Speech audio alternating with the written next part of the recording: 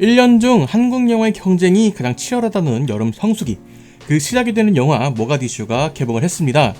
영화, 베테랑, 엑시트 등을 제작한 제작사인 외유내강의 영화이면서 부당거래, 베를린 등을 연출한 유승환 감독이 군함도 이후 4년 만에 연출 복귀작인 영화가 되겠습니다. 저를 포함한 많은 분들이 외유내강이라는 제작사의 영화에 기대를 하는 이유는 한국 영화의 필수 요소라 할 수 있는 감정적인 클리셰들, 흔히 말하는 신파에서도 조금 자유로운 모습을 보이기 때문입니다. 많은 영화들이 신파를 위해서 스토리를 억지로 만드는 느낌이 드는 부분이 있기 때문에 그런 부분에서 거부감이 나타나는 것이라고 생각을 합니다. 그렇다고 외유내강의 영화에서 신파가 아예 없다고 할 수는 없겠지만 그 기능이 비교적 보조적인 수단에서 그친다는 것이죠. 그래서 모가디슈 또한 감정적인 부분보다는 서사에 조금 더 초점을 맞춘 이야기라는 것입니다. 사실 소재만 두고 본다면 유승환 감독의 이전 작품이었던 군함도와 크게 다르지 않은 모습입니다. 한국 사람이라면 해당 소재에 대해서 비슷한 감정을 가지게 되는 게 대부분이죠. 군함도는 그러한 부분에서 서사에 대한 부분보다는 감정적인 부분이 조금 더 지배적이었기 때문에 비난을 받은 것이라고 생각합니다. 영화의 재미와 서사를 가장 중요한 가치로 두되 일제의 만행에 대한 부분에 대해서는 보조적인 부분에서 표현이 되었어야 한다고 생각을 합니다. 자, 이러한 비난을 받았던 유승환 감독이 이번에는 남북한이 소말리아의 반군에 의해서 고립되는 상황을 영화의 소재로 삼았습니다. 지금까지 한국 영화에서 다뤄지는 남북관계는 감정적으로 다루는 경우가 많았습니다. 아마 이는 공동경비구역 JSA부터 시작된 것이 아닐까라는 생각이 들기도 하는데요. 공동경비구역 JSA가 좋은 평가를 받은 것은 남북관계를 다뤘기 때문이 아니라 전쟁 속에서 피어나는 인간의 정을 다뤘기 때문이라고 생각을 합니다. 이는 남북관계라는 특수한 상황 때문에 더욱 애틋하게 느껴지는 것이지 굳이 남북관계가 아니더라도 충분히 흥미로운 이야기라는 것이죠. 즉, 이야기에서 남북관계가 중요해 보이긴 하지만 이는 조미료의 역할만 한다는 것이지 이것이 본재료의 역할을 하는 것은 아니라는 것이죠.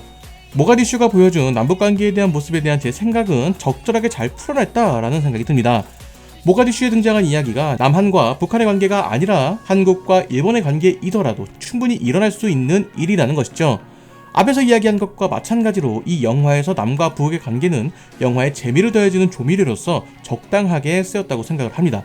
거기에 소말리아라는 한 국가에서 발생하는 같은 국민끼리의 내전이라는 상황 또한 그것을 뒷받침하는 수단으로서 적절하게 사용되었다는 생각이 듭니다.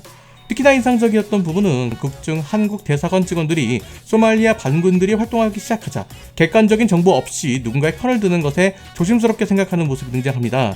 이러한 상황이 남한과 북한을 바라보는 다른 나라의 시선을 담은 것이 아닐까 하는 생각이 듭니다. 누가 옳은 일을 하고 있는지 쉽게 판단할 수 없을 겁니다. 그 내부의 사정은 자세히 알 수 없기 때문이죠.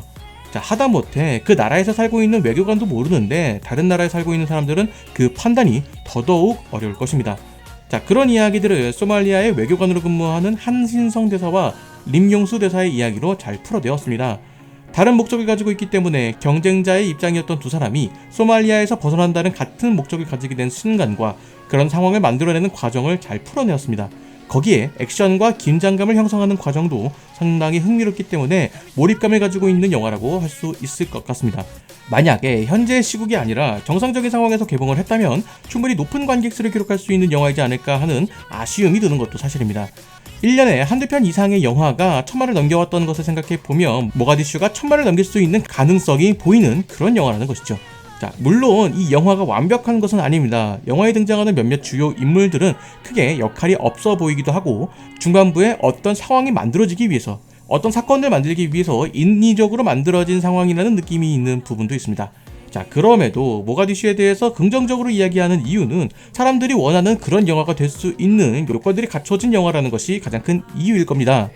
관객들은 상당히 높은 기준을 가지고 영화를 평가하지 않습니다. 어느 정도 납득이 가능한 상황에서 등장하는 신경을 쓴 액션과 공감이 가능한 인물, 그리고 호소하지 않는 결말까지. 기존 외유내강의 대표적인 영화인 베테랑과 엑시트가 열광받았던 이유는 사회적인 메시지를 호소하는 것이 아니라 영화의 본질, 보는 재미를 우선시하였기 때문입니다. 물론 사회적인 메시지도 중요할 겁니다. 하지만 그것은 보조적인 수단에 그쳐야 합니다. 일단 영화는 재미가 있어야 된다는 거죠.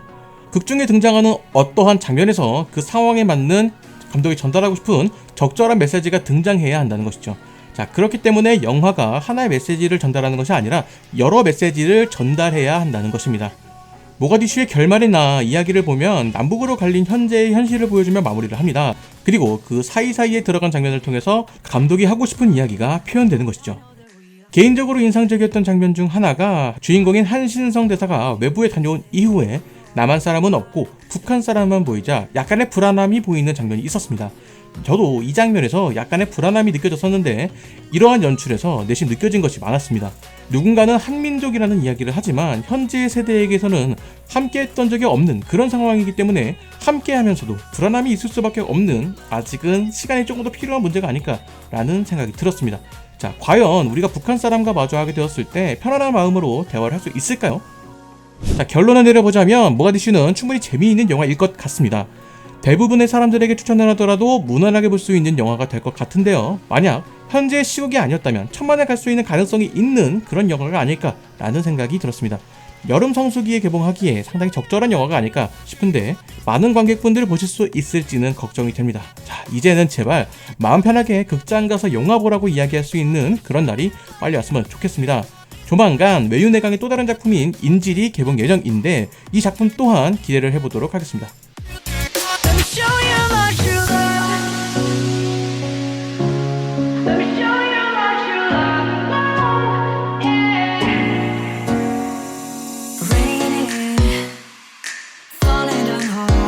That we are fading. Want something more if you would just stay here for